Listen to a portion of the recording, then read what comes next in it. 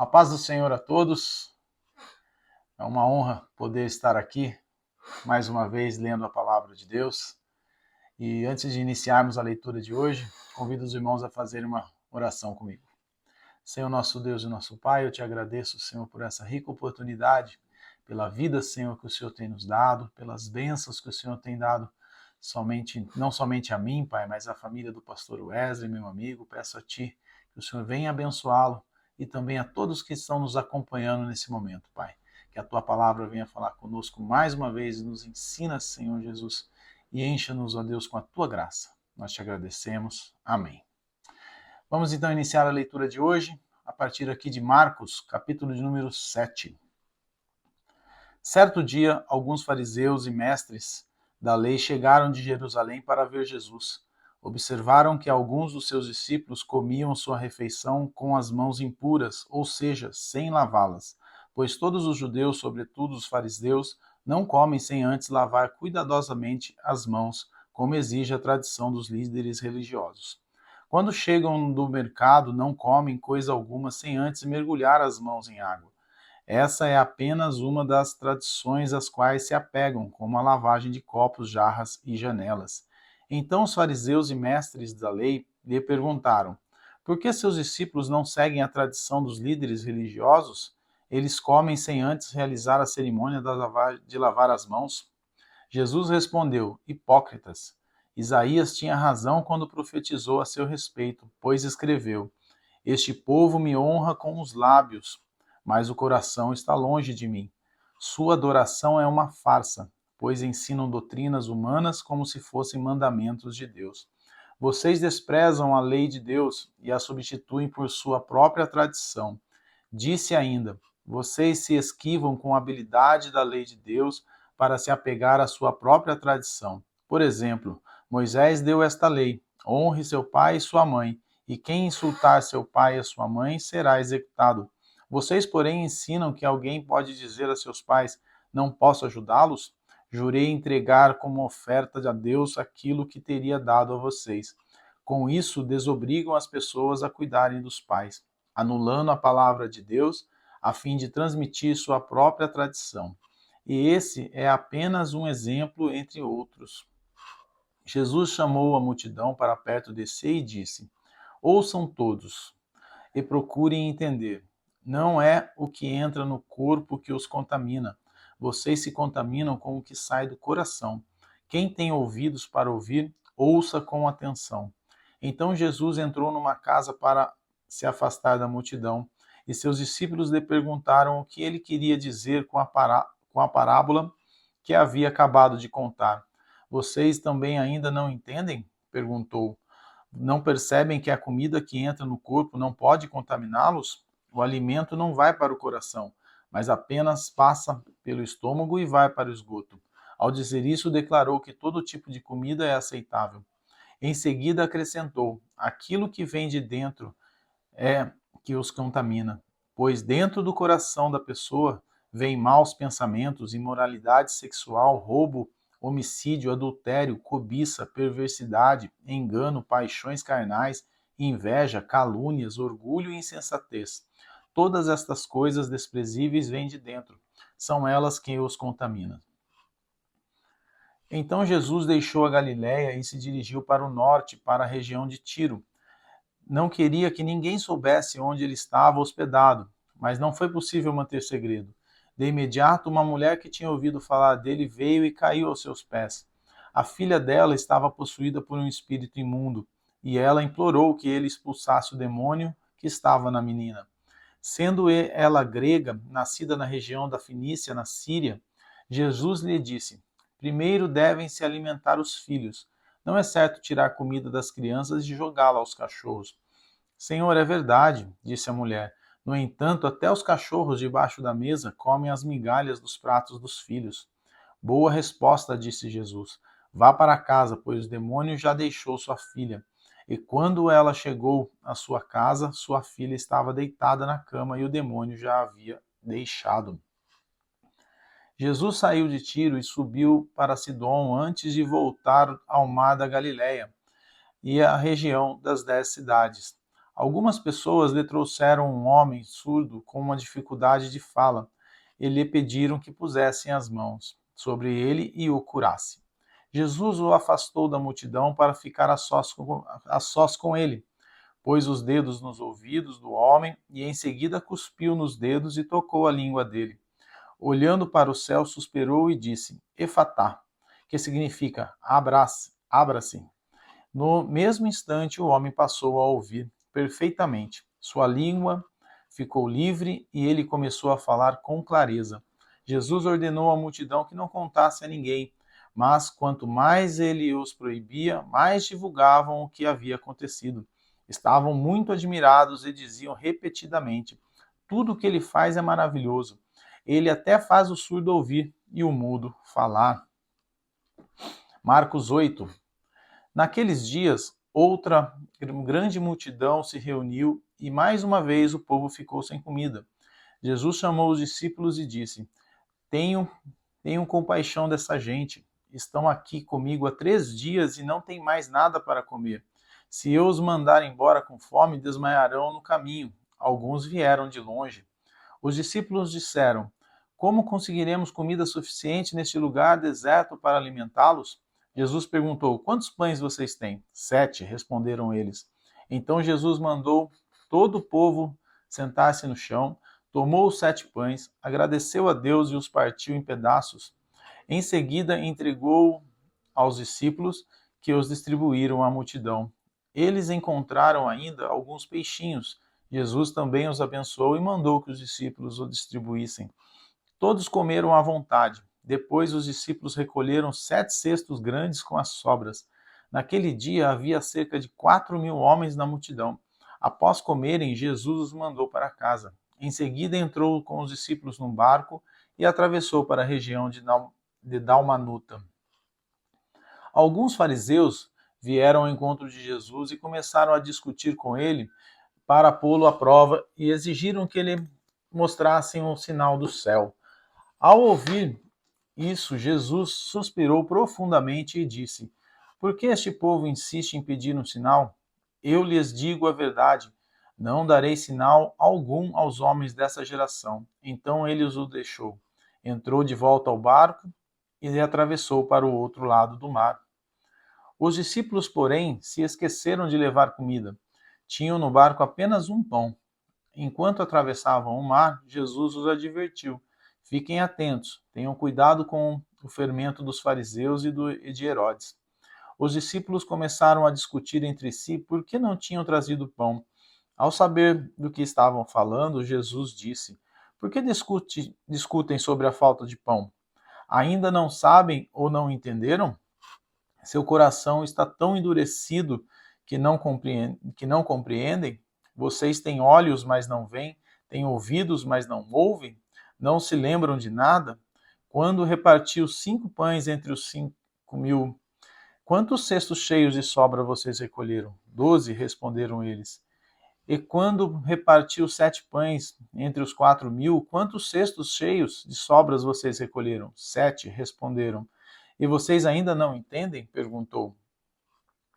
Quando chegaram a Betsaida, algumas pessoas trouxeram um cego a Jesus e lhe pediram que o tocasse. Ele tomou o cego pela mão e o levou para fora do povoado.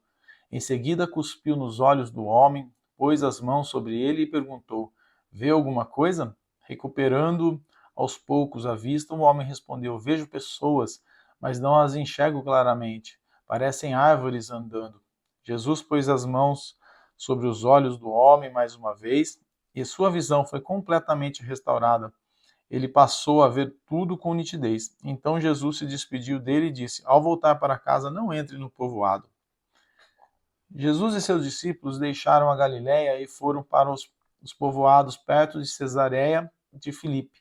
Enquanto caminhavam, Jesus lhe perguntou: Quem as pessoas dizem que eu sou? Eles responderam: Alguns dizem que o Senhor é João Batista, outros que é Elias ou um dos profetas. E vocês? Perguntou ele. Quem vocês dizem que eu sou? Pedro respondeu: O Senhor é o Cristo. Mas Jesus os advertiu de que não falassem a ninguém a respeito. Então Jesus começou a lhes ensinar que era necessário que o Filho do Homem sofresse muitas coisas e fosse rejeitado pelos líderes do povo, pelos principais sacerdotes e pelos mestres da lei. Seria morto, mas 3 dias depois ressuscitaria. Enquanto falava abertamente sobre isso com os discípulos, Pedro os chamou de lado e repreendeu por dizer tais coisas. Jesus se virou, olhou para os seus discípulos e repreendeu Pedro. Afaste-te de mim, Satanás, disse ele. Você considera as coisas apenas do ponto de vista humano e não da perspectiva de Deus. Depois chamou a multidão e os discípulos e disse: Se alguém quer ser meu seguidor, negue-se a si mesmo, tome a sua cruz e siga-me. Se tentar se apegar à sua vida, a perderá, mas se abrir mão da sua vida por minha causa e por causa das boas novas, a salvará. Que vantagem há ganhar o mundo inteiro, mas perder a vida? E o que daria o homem em troca da sua vida? Se alguém se envergonhar de mim e de minha mensagem nessa época de adultério e pecado, o Filho do Homem se envergonhará dele quando vier na glória de seu Pai com os santos anjos. Segundo Samuel, capítulo número 20. Estava ali, por acaso, um homem perverso chamado Seba, filho de Bicri, da tribo de Benjamim. Seba tocou a trombeta e começou a gritar: Abaixo a dinastia de Davi. O filho de Jessé nada tem a nos oferecer. Vamos, homens de Israel, todos de volta para casa. Então o povo de Israel que estava ali abandonou Davi e seguiu Seba, filho de Bicri. O povo de Judá, porém, permaneceu com o rei e o acompanhou do rio de Jordão até Jerusalém. Quando Davi chegou ao seu palácio em Jerusalém, mandou confinar as 10 concubinas que haviam ficado ali. O rei lhes proporcionou sustento, mas não teve mais relações com elas. Permaneceram como viúvas até o fim da vida. O rei disse a Amasa: Reúna o exército de Judá e apresente-se aqui em 3 dias. Amasa saiu para convocar os soldados de Judá, mas levou mais tempo que o prazo definido pelo rei. Então Davi disse a Abisai: Seba, filho de Bicri, vai nos prejudicar mais que Absalão. Leve minhas tropas e persiga-os antes que ele entre numa cidade fortificada, onde não possamos alcançá-lo. Os soldados de Joabe, junto com a guarda pessoal do rei e os guerreiros valentes, saíram de Jerusalém para perseguir Seba. Quando chegaram à grande rocha de Gibeon, Amasa foi ao encontro deles. Joabe vestia seu traje militar e levava um punhal preso ao cinto. Quando deu o passo à frente para saudar Amasa, tirou o punhal da bainha. Como vai, meu primo? Disse Joabe, e o pegou pela barba com a mão direita, como se fosse beijá-lo. Amasa não percebeu o punhal na mão esquerda dele e Joabe o feriu no estômago, de modo que suas entranhas se derramaram no chão. Joabe não precisou feri-lo outra vez, pois Amasa morreu rapidamente.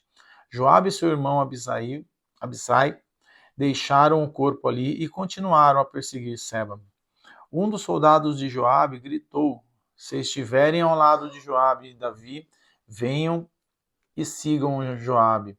Amasa, porém, estava estendido numa poça de sangue no meio do caminho, e os soldados de Joabe viram que todos paravam para olhar. Então um dos soldados o arrastou para fora do caminho até um campo e o cobriu com um manto.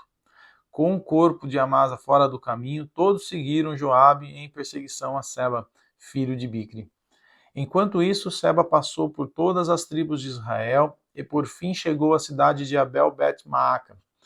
Todos os membros do seu clã, os bicritas, se reuniram para lutar e o seguiram até a cidade.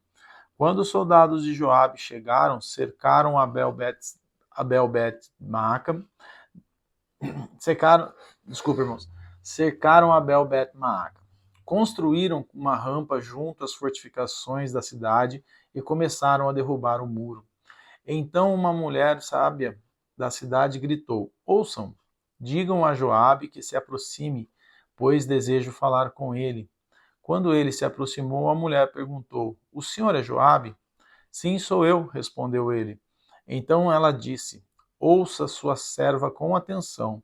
Estou ouvindo, disse ele. A mulher continuou. Antigamente era costume dizer: se precisar resolver um desentendimento, peça conselho na cidade de Abel. Somos pacíficos e fiéis a Israel, mas o Senhor está prestes a destruir uma cidade importante de nossa terra. Por que deseja destruir aquilo que pertence ao Senhor? De maneira nenhuma, respondeu Joabe. Não quero arruinar nem destruir sua cidade. Não é essa a minha intenção. Quero apenas capturar um homem chamado Seba, filho de Bicri, da região montanhosa de Efraim, que se rebelou contra o rei Davi. Se vocês o entregarem para mim, deixarei a cidade em paz. Está bem, respondeu a mulher. Jogaremos a cabeça dele para você por cima do muro. Então a mulher levou seu bom conselho até o povo. Eles cortaram a cabeça de Seba e a jogaram para Joabe. Ele tocou a trombeta e os seus soldados se retiraram da cidade. Todos voltaram para suas casas e Joabe voltou para o rei em Jerusalém. Joabe era o comandante de todo o exército de Israel. Benaia, filho de Joiada, era o comandante da guarda pessoal do rei. Adonirão era encarregado daqueles que realizavam trabalhos forçados. Josafá, filho de Ailude, era o historiador do reino. Seva era o secretário da corte. Zadok e Abiatar eram sacerdotes. E Ira, descendente de Jair, servia Davi como sacerdote. Capítulo 21. Durante o reinado de Davi, houve uma terrível fome que durou 3 anos, e o rei consultou o Senhor a esse respeito. O Senhor disse: a fome veio porque Saul e a sua família são culpados de terem matado os gibeonitas. Então o rei mandou chamar os gibeonitas. Eles não faziam parte do povo de Israel, mas eram tudo o que restava dos amorreus. Os israelitas tinham jurado que não os matariam, mas Saul, em seu zelo por Israel e Judá, havia tentado exterminá-los. Davi lhes perguntou: o que posso fazer por vocês? Como posso reparar o mal que lhes foi feito para que vocês abençoem o povo do Senhor? Os gibeonitas responderam: prata e ouro não resolverão a questão entre nós e a família de Saul. Também não temos direito de exigir a vida de ninguém em Israel. Que farei por vocês então? Perguntou Davi. Eles responderam: Saul planejava nos destruir. Queriam nos impedir de ter lugar no território de Israel. Portanto, entregue-nos 7 dos filhos de Saul para que os executemos diante do Senhor em Gibeá, no monte do Senhor. Está bem, disse o rei. Farei o que me pedem. O rei poupou a vida de Mefibosete, filho de Jonatas, filho de Saul, por causa do juramento que Davi e Jonatas haviam feito diante do Senhor. Contudo, entregou-lhes Armone e Mefibosete e os 2 filhos de Saul com Rispa, filha de Aiá.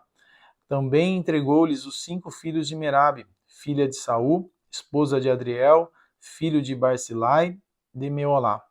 Os homens de Gibeon os executaram no monte diante do Senhor. Os 7 foram mortos ao mesmo tempo no início da colheita da cevada.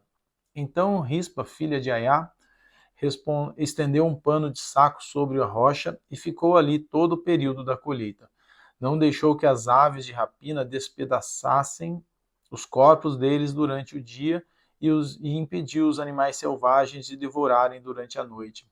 Quando Davi soube o que Rispa, concubina de Saul, havia feito, foi até o povo de Jabes de Gileade para reaver os ossos de Saul e de seu filho Jonatan. Quando os filisteus mataram Saul e Jonatan no monte de Gilboa, o povo de Jabes de Gileade tinha roubado os corpos deles da praça de Bet-Sam, onde os filisteus os haviam pendurado. Davi trouxe os ossos de Saul e de Jonatas e também os ossos dos homens que os gibeonitas haviam executado. O rei ordenou que os ossos de Saul e de Jonatas fossem enterrados na sepultura de Quis, pai de Saul, na cidade de Zela, na terra de Benjamim. Depois disso, Deus atendeu às orações em favor do povo. Mais uma vez, houve guerra entre os filisteus e Israel. Quando Davi e seus soldados estavam no meio de uma batalha, Davi perdeu as forças e ficou exausto. Isbibenode era descendente de gigantes e a ponta de sua lança de bronze pesava cerca de 3,5 quilos. Nele ele estava armado com uma espada nova e jurou que ia matar Davi. Mas Abissai, filho de Zeruia, veio socorrer Davi e matou o filisteu. Então os homens de Davi exigiram: o senhor não vai mais sair conosco para lutar. Por que correr risco de apagar a lâmpada de Israel? Depois disso, houve outra batalha contra os filisteus em Gobe. Enquanto lutavam, Sibecai de Uzate matou Saf, outro descendente de gigantes. Durante a batalha em Gobe, Elanã, filho de Jair, de Belém, matou o irmão de Golias, de Gate. O cabo de sua lança era da grossura de um eixo de tecelão. Em outra batalha com os filisteus em Gate, havia um homem de grande estatura, com 6 dedos em cada mão e 6 dedos em cada pé, 24 dedos ao todo, que também era descendente de gigantes. Mas quando ele desafiou os israelitas e zombou deles, foi morto por Jonatas, filho de Simeia, irmão de Davi. Esses 4 filisteus eram descendentes dos gigantes de Gate, mas Davi e seus guerreiros o mataram.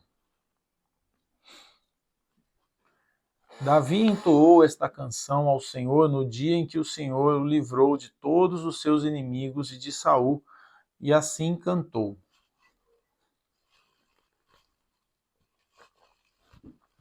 O Senhor é minha rocha, minha fortaleza e meu libertador. Meu Deus é minha rocha, em quem encontro proteção. Ele é o meu escudo, o poder que me salva e meu lugar seguro.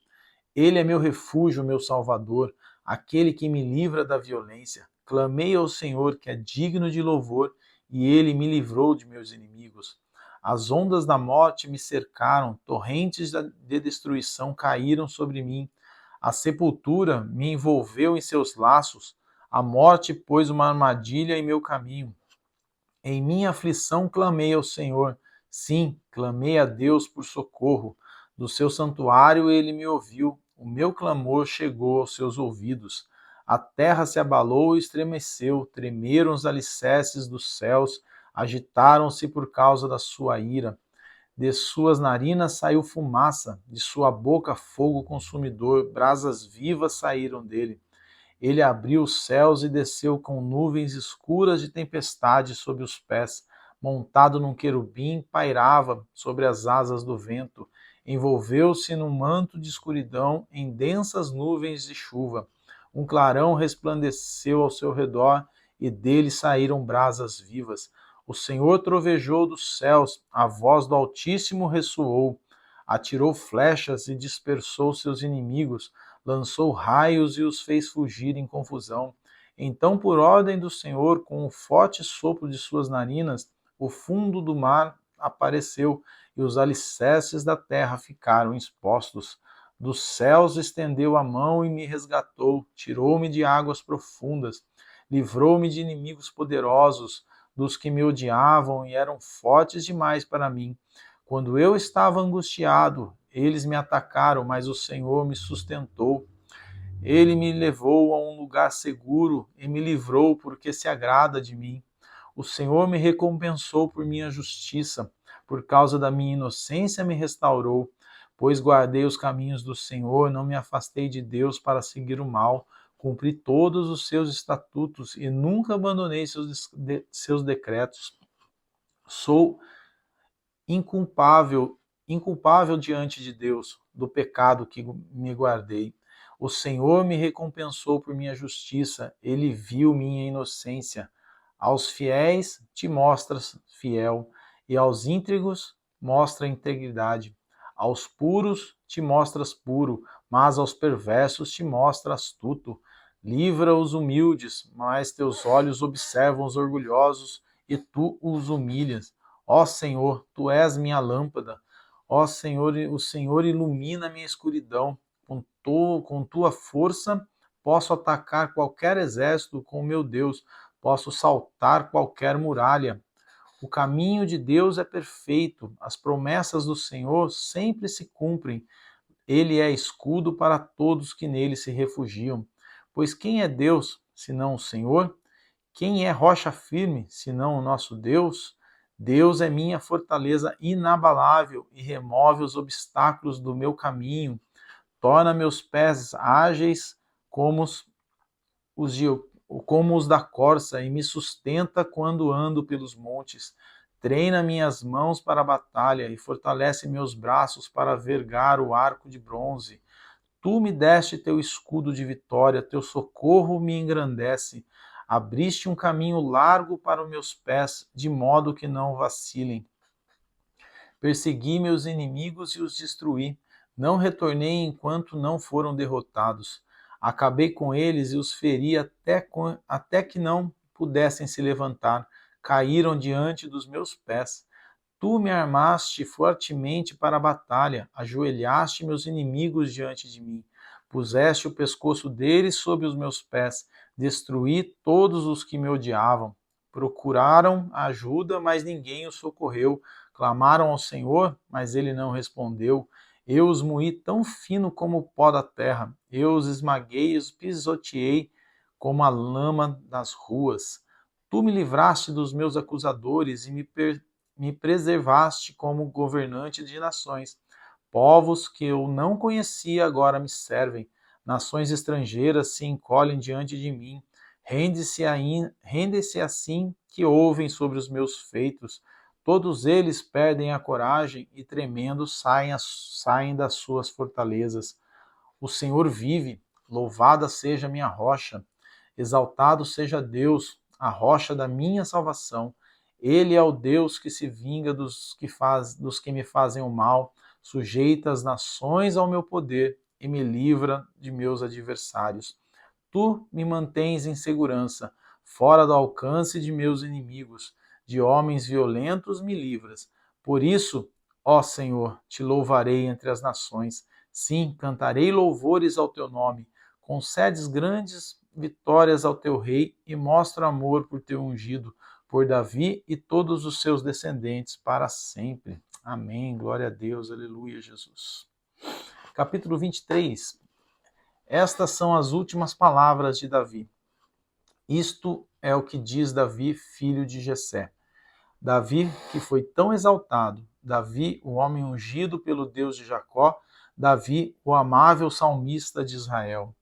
O Espírito do Senhor fala por meu intermédio, suas palavras estão em minha língua. O Deus de Israel falou, a rocha de Israel me disse, aquele que governa com justiça, que governa no temor de Deus, é como a luz da manhã ao nascer do sol, como a manhã sem nuvens, como o brilho do sol, que faz crescer a grama nova depois da chuva. Acaso não foi minha família que Deus escolheu? Sim, ele fez comigo uma aliança sem fim, bem definida e garantida nos mínimos detalhes. Ele me dará segurança e êxito. Os perversos, porém, são como os espinhos lançados fora, pois ferem a mão de quem os toca. É preciso usar ferramentas de ferro para cortá-los, serão inteiramente consumidos pelo fogo. Estes são os nomes dos guerreiros mais valentes de Davi.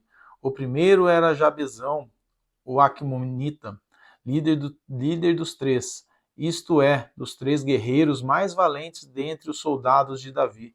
Certa ocasião usou sua lança para matar 800 soldados inimigos numa só batalha. O segundo era Eleazar, filho de Dodô, descendente de Aoi. Ele era um dos três guerreiros que estavam com Davi quando enfrentaram os filisteus depois que todo o exército israelita havia recuado. Eleazar matou filisteus até que sua mão ficou cansada demais para levantar a espada, e o Senhor lhe deu grande vitória naquele dia. Quando o exército voltou, os soldados só tiveram que recolher os despojos. Depois dele vinha Samar, filho de Agé, de Arar. Certa ocasião, os filisteus se reuniram em Lei e atacaram os israelitas numa plantação de lentilhas. O exército israelita fugiu, mas Samar permaneceu em sua posição no meio do campo e derrotou os filisteus. Desse modo, o Senhor lhe deu grande vitória. Durante a colheita, quando Davi estava na caverna de Adulão, o exército filisteu acampou no vale de Refaim. Os 3 que faziam parte dos 30, um grupo de elite entre os valentes de Davi, desceram para encontrá-lo em Adulão. Nessa ocasião, Davi estava na fortaleza, e um destacamento filisteu havia ocupado a cidade de Belém. Davi comentou: como seria bom beber a água pura do poço que fica junto ao portão de Belém. Então os 3 atravessaram as fileiras dos filisteus, tiraram a água do poço e a trouxeram a Davi. Ele, porém, se recusou a bebê-la. Em vez disso, derramou-a no chão como oferta ao Senhor. Que o Senhor não permita que eu beba desta água, exclamou. Ela é tão preciosa quanto ao sangue desses homens que arriscaram a vida para trazê-la. E Davi não a bebeu. Esses são os exemplos dos feitos desses 3 guerreiros. Abissai, filho de Zeruia, irmão de Joabe, era líder dos 30. Certa ocasião, usou sua lança para matar 300 soldados inimigos numa só batalha. Foi por causa de feitos como esse que ele se tornou tão famoso quanto aos 3. Abissai era o mais conhecido dos 30 e era o seu comandante, embora não fosse um dos 3. Também havia Benaia, filho de Joiada, soldado valente de Cabzel. Realizou muitos feitos heróicos, como matar 2 grandes guerreiros de Moabe. Em outra ocasião, um dia de neve, perseguiu um leão até uma cova e o matou. Uma vez, com apenas um cajado, matou um imponente guerreiro egípcio armado com uma lança. Benaia arrancou a lança do egípcio e com ele o matou. Feitos como estes tornaram Benaia tão famoso quanto os 3 guerreiros mais valentes. Foi mais honrado que qualquer outro membro dos 30, embora não fosse um dos 3. Davi o nomeou comandante de sua guarda pessoal.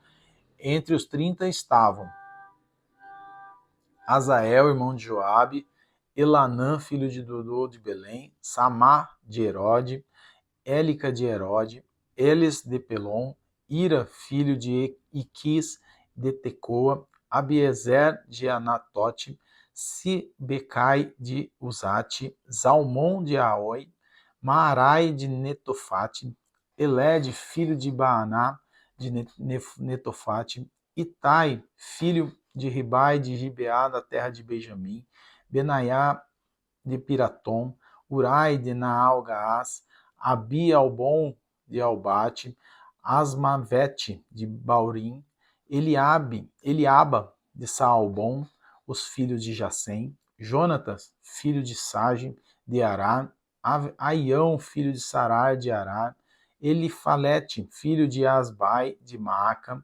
Eliã, filho de Aitofel e de Gilô, Esro de Carmelo, Parai de Arbá, Igal, filho de Natã de Zobá, Bani de Gade, Zeleque de Amon, Naarai de Berote, escudeiro de Joabe, filho de Zeruia, Ira de Jatir, Garebe de Jatir, Urias, o Itita. Ao todo eram 37. Segundo Samuel 24. Mais uma vez, a ira do Senhor ardeu contra Israel e incitou Davi contra eles. Vá e conte ao povo de Israel e de Judá, e disse-lhe o Senhor.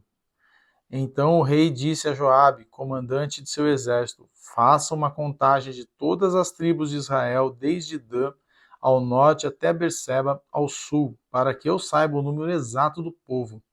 Joabe, porém, respondeu ao rei, que o Senhor seu Deus dê ao rei vida longa para ver a população 100 vezes mais numerosa do que é hoje. Mas por que meu senhor, o rei, deseja fazer essa contagem? Apesar da objeção de Joabe, o rei insistiu que fizesse o censo.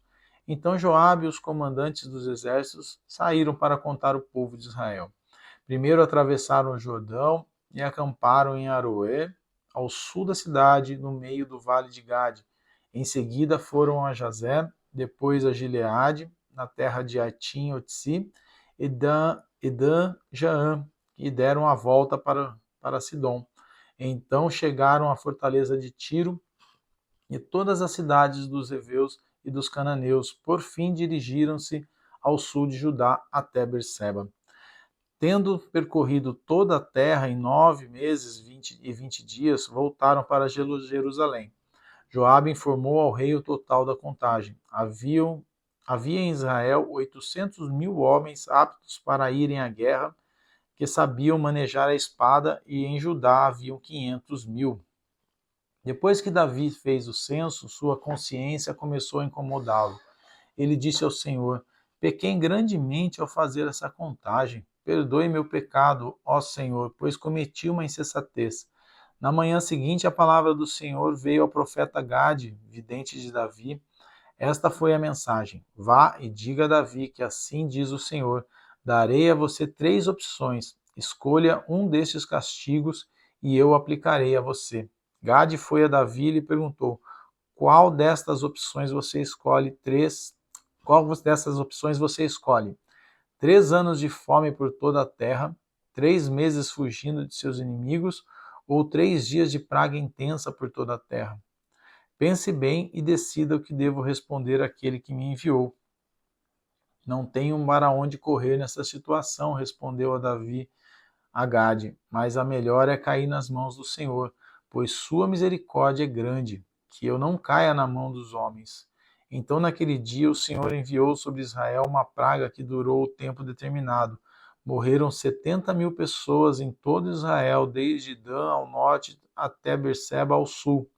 Mas quando o anjo estava pronto para destruir Jerusalém, o Senhor teve compaixão e disse ao anjo da morte: pare, já basta.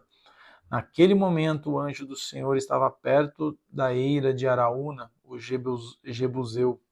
Quando Davi viu o anjo, disse ao Senhor: fui eu que pequei e fiz o que era mal. O povo é inocente.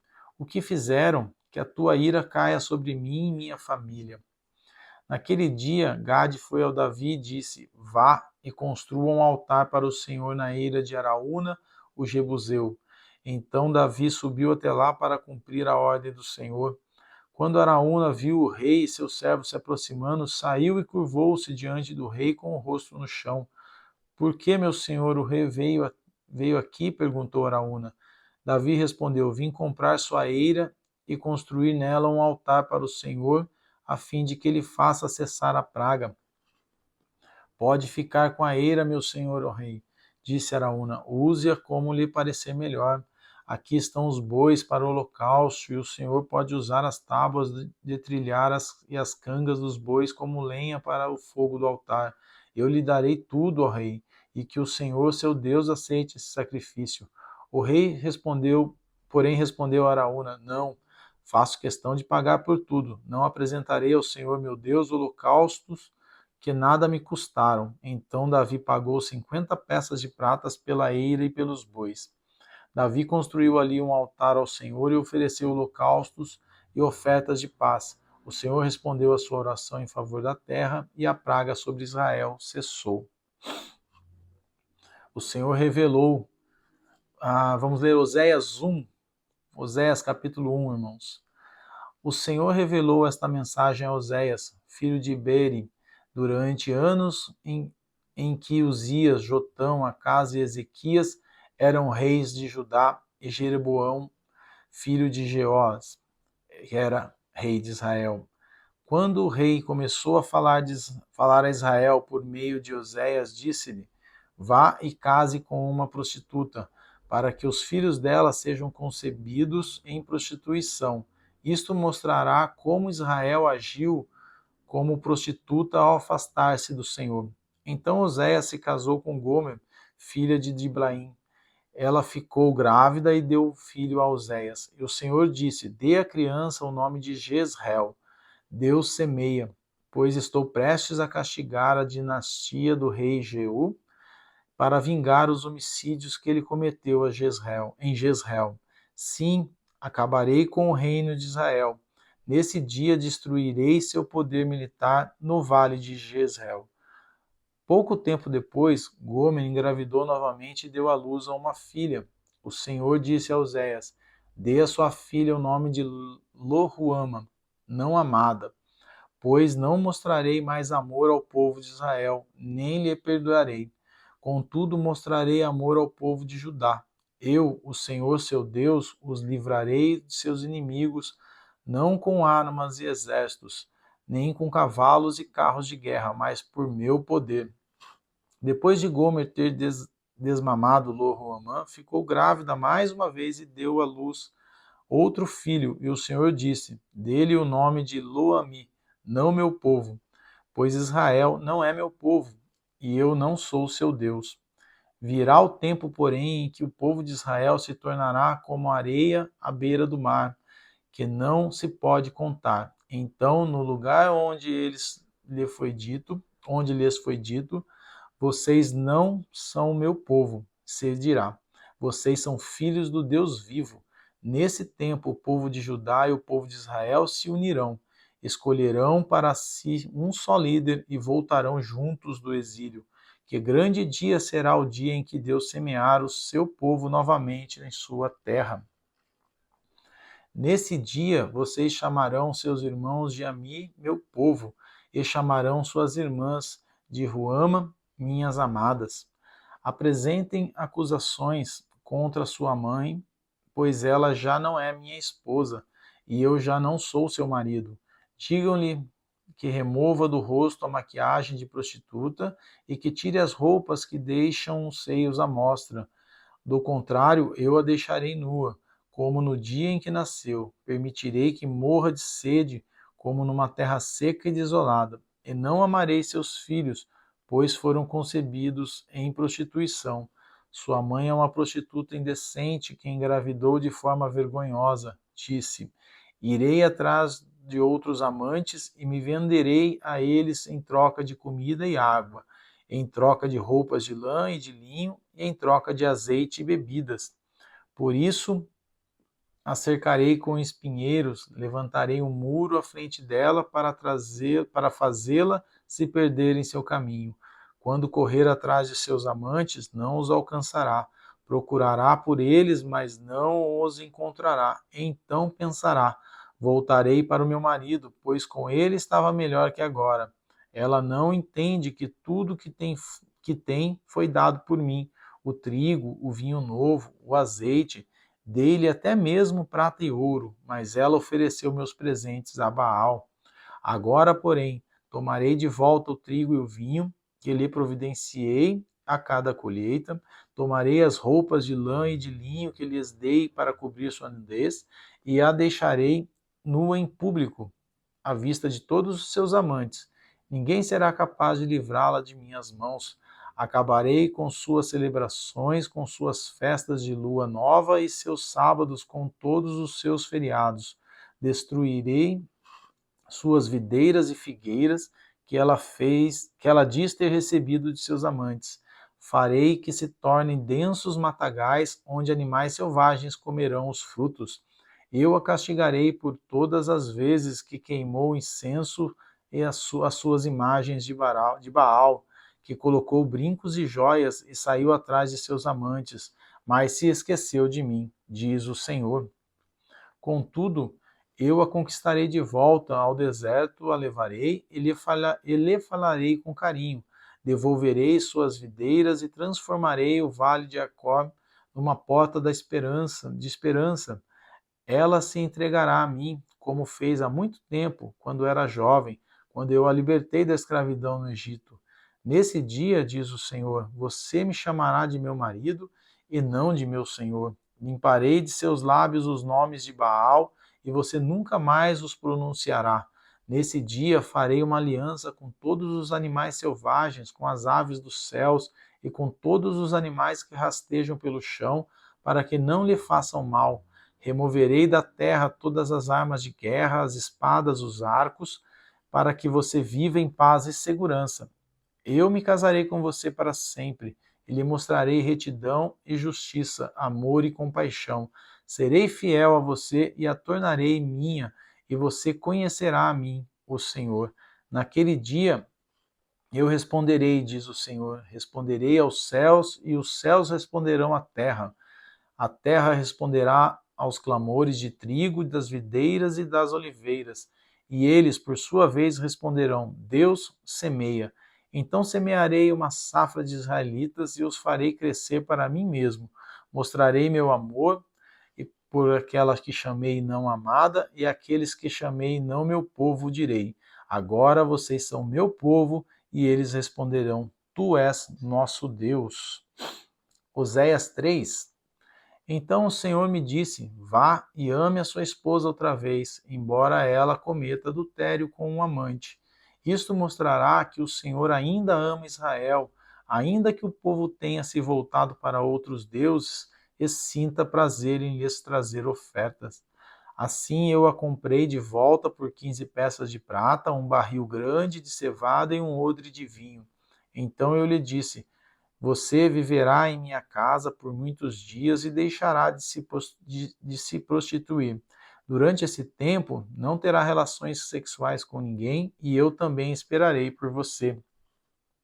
Isto mostra que Israel ficará um longo tempo sem rei, nem príncipe, sem sacrifícios, nem colunas sagradas, sem sacerdotes, nem ídolos.